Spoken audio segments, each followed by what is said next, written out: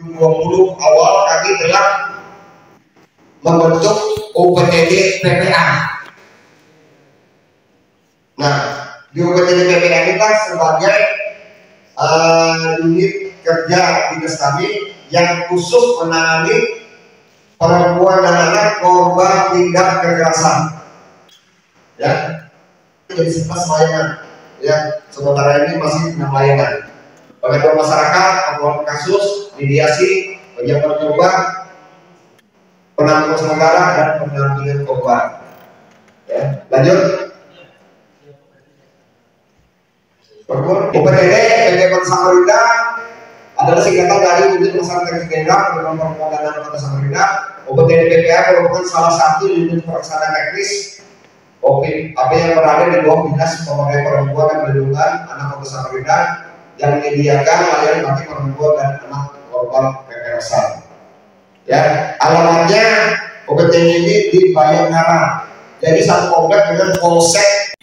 Ya, jadi berbahasa Inggris bahwa jenis kekerasan terhadap anak ada 3, fisik, seksual, dan emosional. Jadi kekerasan fisik sudah pasti itu adalah suatu perbuatan menyakiti fisik secara sengaja, non aksidental. Jadi memang dilakukan secara sengaja. Bukan kalau misalnya bapaknya lagi lewat terus anaknya kesandung, terus anaknya luka, itu berarti tidak sengaja, bukan kekerasan ya Bapak Ibu. Jadi kalau kekerasan itu dia sengaja. Ya, non accidental injury caused by punching, mencubit, beating, memukul, menendang, menggigit, dan segala macam, menjambak ya Bapak Ibu ya. Kan seringnya anak kita itu dicubit lah, paling ringan dijewer gitu ya, itu udah paling sering ya. Kemudian secara seksual, nah ini kasus pelecehan seksual terhadap anak ini di UPTD PPA Bapak Ibu lagi banyak-banyaknya. Termasuk kasus anak-anak yang menjadi korban kekerasan dalam rumah tangga yang menjadi korban dari ayah ibunya. Itu juga lagi banyak kita tangani ya. Sexual abuse, kekerasan seksual. Apa saja? Termasuk memeluk tanpa persetujuan ya. Kekerasan menyuruh anak melakukan oral seks atau penetrasi seksual atau perkosaan ya, segala macam ya. Ya, jadi kita juga harus hati-hati dan sangat saya edukasi tuh begini. Kalau kita punya anak, Bapak Ibu, kemudian kita bawa dia ke lingkungan keluarga misalnya, harap berhati-hati ketika ada yang mau cium anak-anak kita.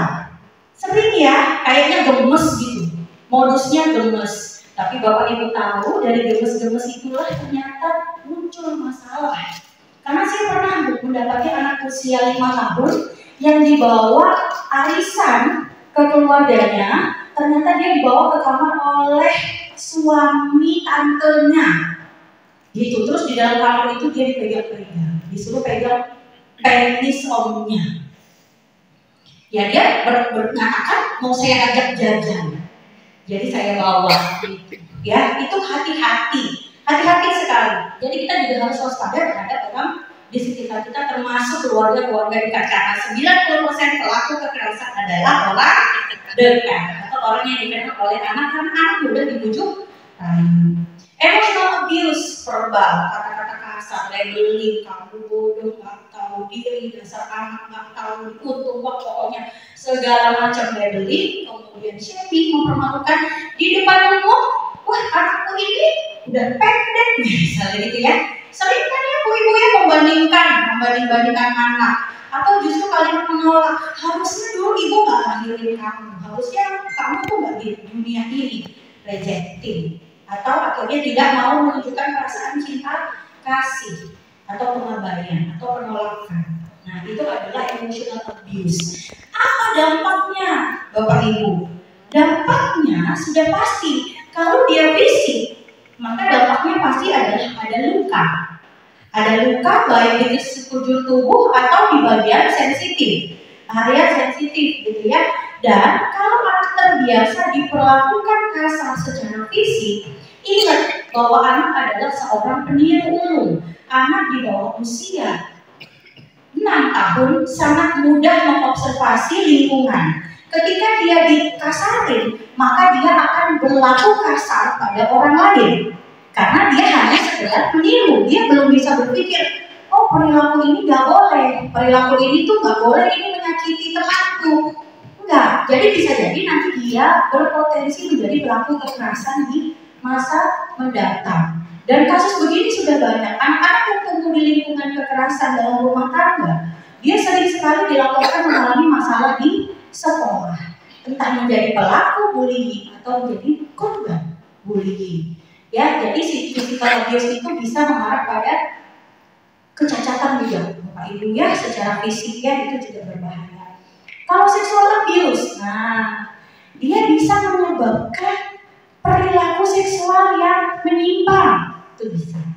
Ya, kemudian menjadi anak yang memiliki wawasan berlebihan atau yang tidak pernah kita ajarkan, tapi kemudian dia mengakses pornografi. Nah, itu kan juga berbahaya ya. Anak-anak yang kemudian mendapatkan pelecehan seksual atau pemerkosaan, apalagi kalau dilakukan oleh sesama jenis, kita tahu ya ada istilah pedofilia di sekitaran kita. Nah, itu kalau anaknya tidak segera kita tangani, dia rentan mengembangkan pemikiran bahwa itu nggak apa-apa. Dan akhirnya dia jadi pelaku di masa depan. Itu yang sebenarnya kita harus cegah kan ya Bapak Ibu ya, sehingga hari ini kita berkumpul hari ini. Emotional abuse. Nah, kalau kemudian kekerasan emosional terjadi, apa yang bisa dampaknya pada anak? Depresi ya pada anak, gangguan kejiwaan, cemas, anak merasa tidak berharga, gitu ya, anak merasa tidak disayangi sehingga dia akhirnya rentan mengalami gangguan mental. Dan depresi, gangguan mental, depresi, bipolar, self harm itu paling banyak didominasi oleh anak-anak remaja usia 6 hingga 12 tahun. Bahkan saya punya klien yang masih SD kelas 3, itu tangannya Bapak Ibu udah banyak goresan cutter. Paling besar 14 tahun SMP ada. Dan itu apa yang terjadi? Karena terbiasa ditolak, tidak dicintai. Kamu tuh sebenarnya harusnya gini, kamu kok gak bisa memenuhi ekspektasi ibu, kenapa kamu begini? Terlalu banyak tuntutan tetapi tidak dibarengi dengan adanya kasih sayang. Nah, itu kan berbahaya ya Bapak Ibu. Bapak Ibu cek sekitaran kita, kalau ada anak yang selalu pakai lengan panjang, cek di rumah, apakah tangannya penuh dengan goresan. Ya, anak-anak kita yang pakai jilbab di sekolah sesekali gurunya boleh cek apakah ada pitak atau kebotakan karena dia suka narik rambutnya hingga botak separuh. Gitu. Anak-anak yang sering pingsan di sekolah karena sengaja melapangkan diri atau katanya diet, itu juga bentuk dari menyakiti dirinya, self harm. Dan ini akibat dari banyaknya kekerasan yang dia alami. Nah, bagaimana tanda-tandanya Bapak Ibu? Ya, kekerasan pada anak ini tandanya bisa kita lihat. Bisa kita lihat Bapak Ibu, saya bagikan menjadi tiga kategori. Secara fisik Bapak Ibu lihat apakah ada luka lebam, pipinya merah, bekas tamparan, bekas cubitan, gosong-gosong, itu kan kelihatan ya Bapak Ibu ya, yang mungkin tersembunyi di area yang tidak tampak tapi di belakang sini atau di dalam sini gitu ya, kan nggak kelihatan ya. Nah, itu harus kita waspada.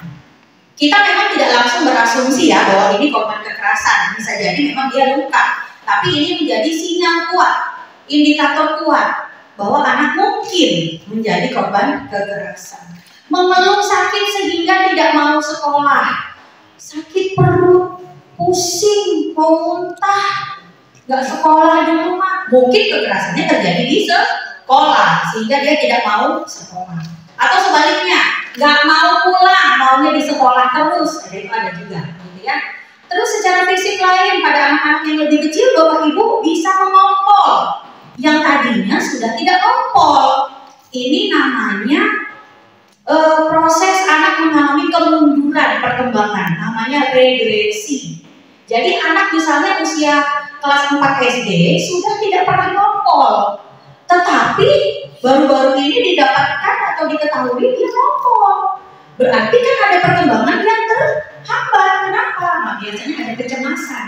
Nah, kecemasan itu sebenarnya pasti dari kekerasan. Dugaannya seperti itu kan ya Bapak Ibu ya. Atau BAB-nya tidak bisa dikontrol.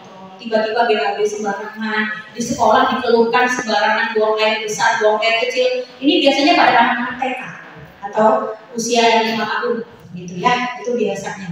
Yang seharusnya kan anak-anak usia 2 tahun, 3 tahun udah bisa toilet training, ke kamar mandi sendiri, gitu ya. Bisa jadi dia mengalami kecemasan. Secara sosial emosional lebih rewel pada anak-anak yang belum bisa bicara. Kita juga pernah menangani kasus pada anak-anak yang usianya masih 3 tahun, 4 tahun. Terus apa bisa dia cerita diapain sama ibunya atau bapaknya? Nggak bisa, yang ada itu dia nangis. Ya, dan kita nanti kalau menangani anak-anak yang di bawah usia 5 tahun, dia kan secara bicara belum terampil ya Bu, masih terbata-bata atau dia memang belum bisa bicara secara dua arah.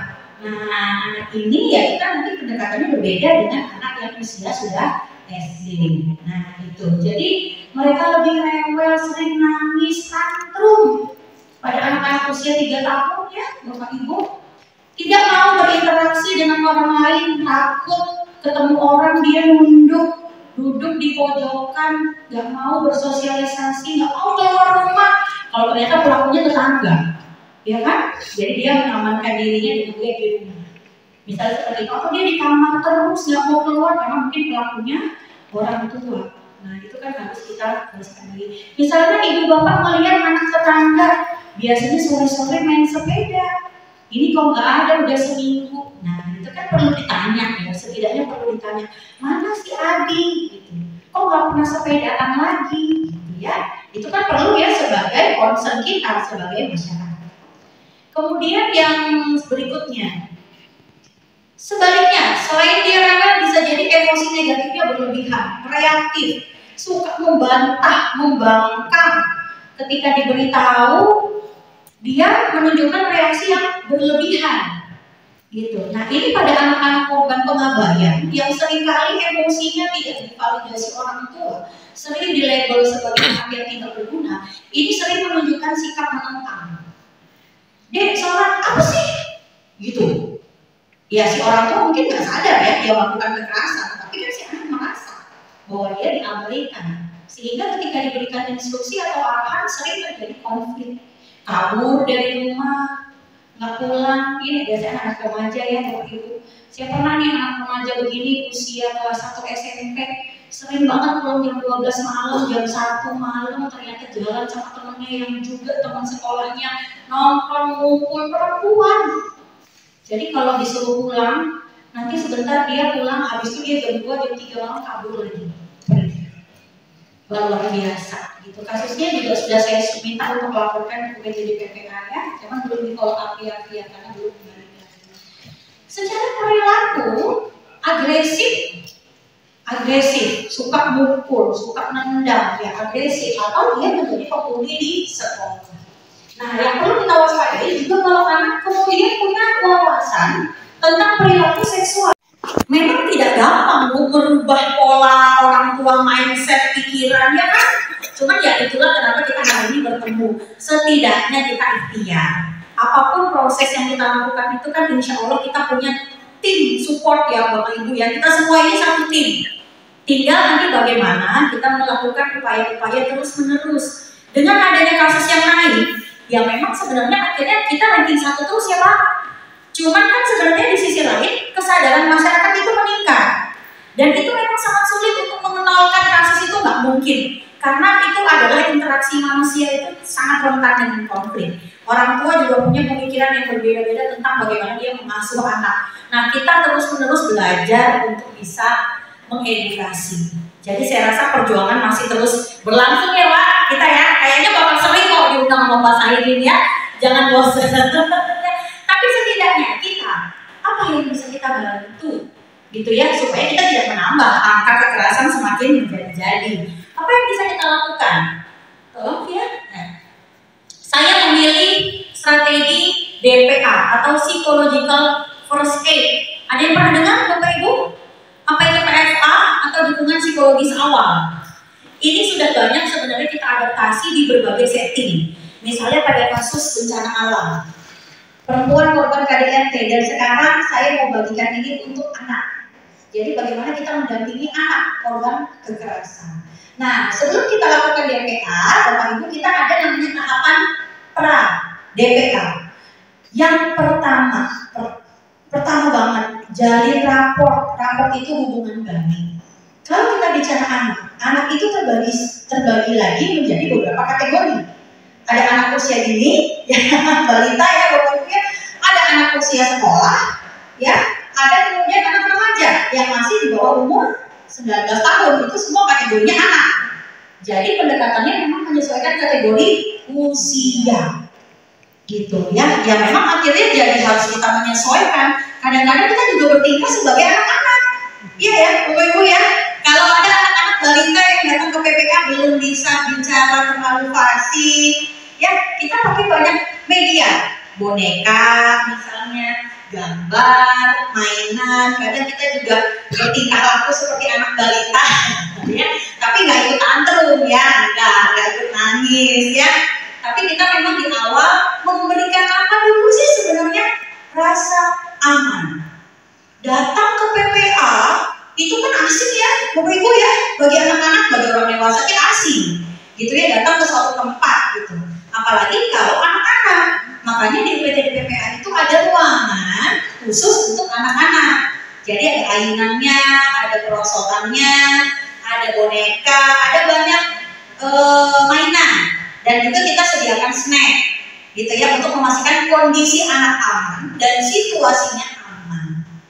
Ya, jadi kita harus pastikan dulu bahwa kita dikenal. Ini mau ngapain sih? Anak itu tuh kalau dalam kondisi cemas karena dia korban kekerasan, dia pasti tingkat kewaspadaannya tinggi. Dia belum tentu mau langsung cerita kalau ditanya kan. Makanya kadang-kadang kita harus berhati-hati. Di pertemuan pertama kita biasanya nggak langsung nanya apa yang terjadi ya. Kamu diapain nak? Wah, itu justru membuat anak trauma.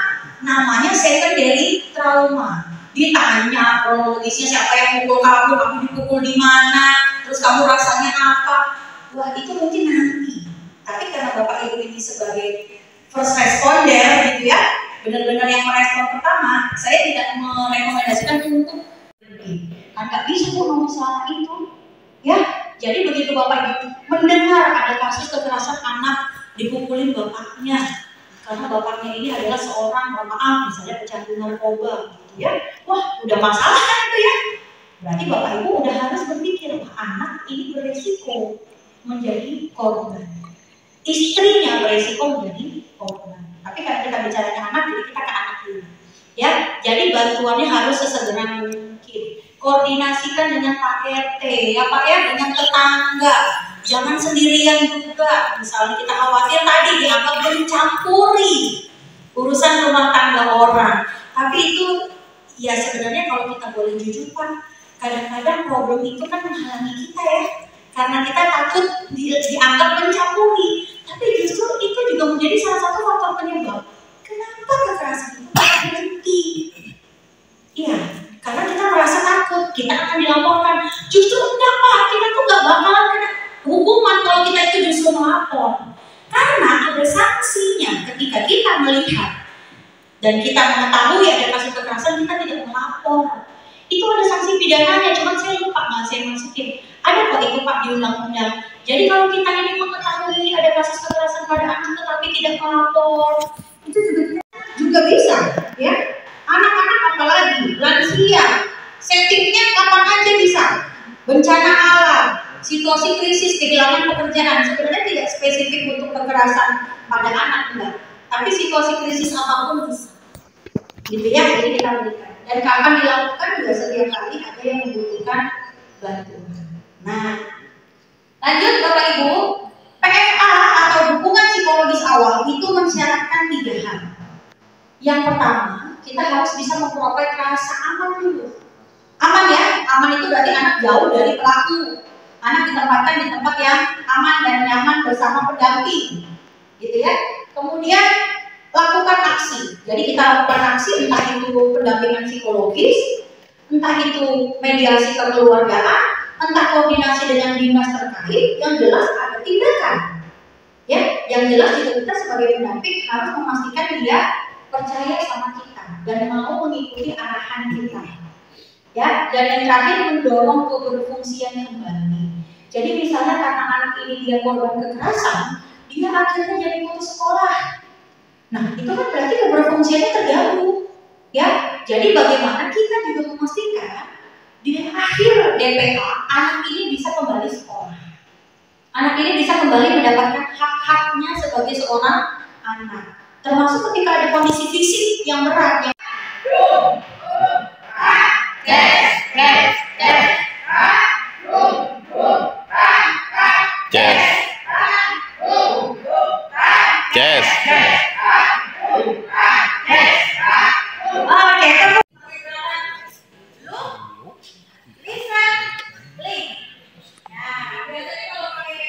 Gerakan itu Bapak Ibu jadi lebih ingat. 3L. Look, listen, link. Link itu berarti menghubungkan nantinya. Look dulu, lihat. Apa yang kita lihat? Apa yang kita lihat? Lihat dulu kondisi fisiknya. Kalau aman, di screening semua. Jangan juga ya Bapak Ibu kalau melihat kondisi anak itu memaksa. Jangan kemudian ada anak datang kita curiga dia dipukul, ya, atau dicubitin. Jangan juga langsung suruh buka baju, itu melakukan kekerasan lagi, ya.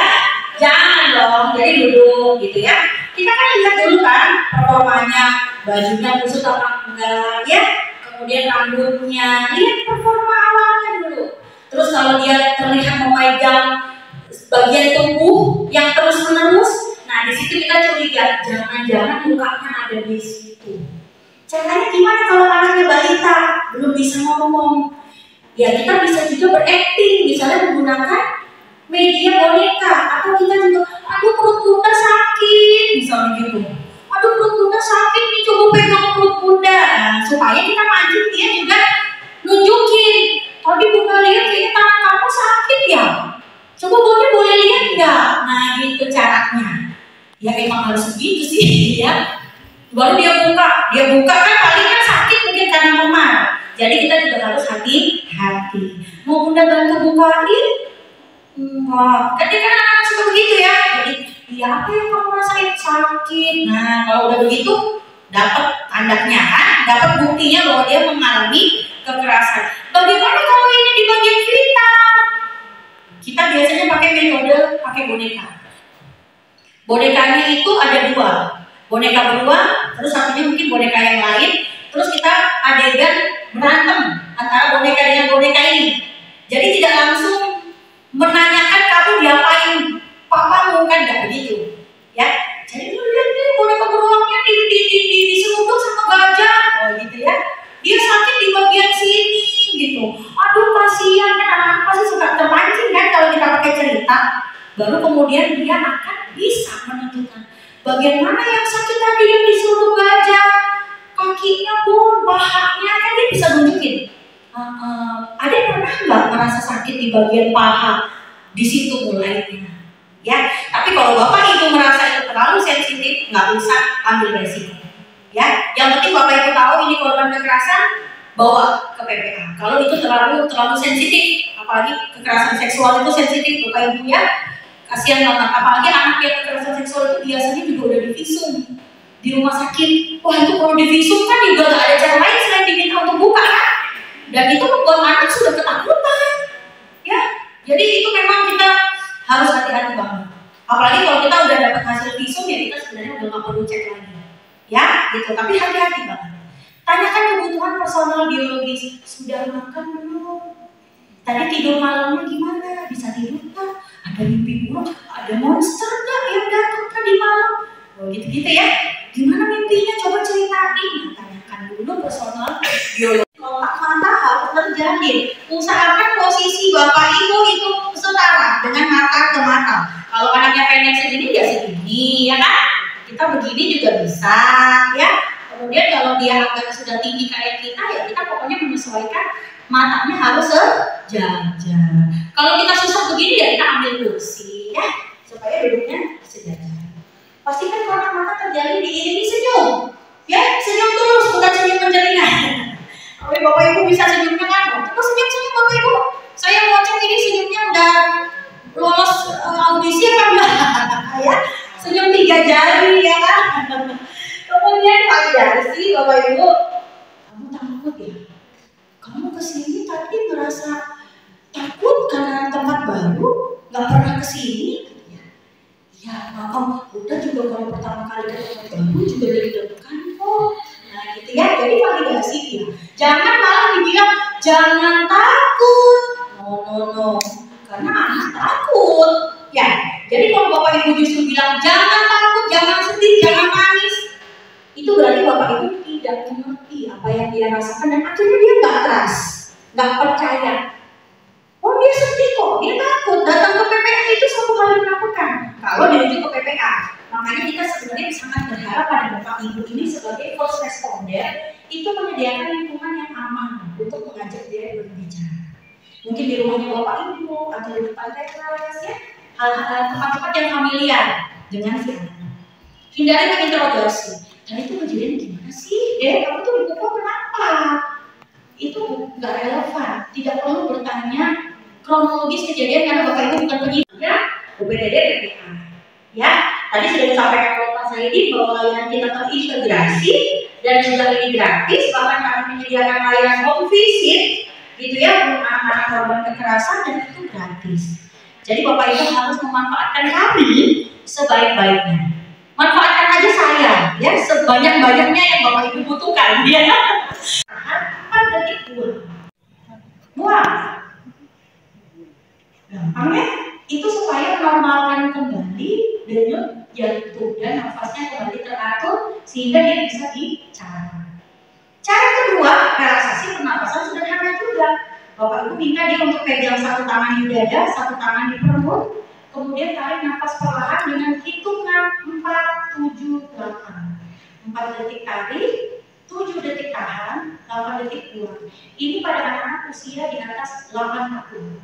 Kalau tadi masih usia balita itu yang 2-1 aja Bu, karena supaya nggak kelamaan. Kasih kalau kelamaan kan nggak kuat dia nafasnya, ya. Jadi 4, 7, 8 itu untuk anak-anak yang usianya lebih besar. Yang terakhir kalau anaknya sangat susah diajak nafas, gitu ya, karena dia masih nangis atau dia rewel, minta untuk menyentakkan kaki ke lantai supaya dia kembali ke situasi saat ini. Sentakin kakinya deh, Bu, ibu-ibu bisa praktekin ke dia atau bapak-bapak bisa. Ayo sentakin lantainya, coba lihat di ruangan ini ada apa aja. Ada mainan, ada ini, atau hitung mundur 10 sampai 1. Itu akan menormalisasi emosinya. Makanya judulnya adalah stabilisasi emosi. Setelah itu baru kita bisa ajak dia cerita. Tapi kalau dia masih nangis tahan dulu, beri jeda kan? Jangan langsung diberondong. Kamu tadi bilang kayak ibu boleh dicubit ya? Gimana? Coba sini tunjukin sama bunda. Kita heboh gitu ya. Anaknya makin heboh, nafasnya makin cepat ya. Jadi sebelum Bapak Ibu bisa melakukan ini pada anak, Bapak Ibu wajib bisa dulu untuk melakukan stabilisasi emosi. Ya, terakhir penutup dari saya. Child abuse is a serious issue.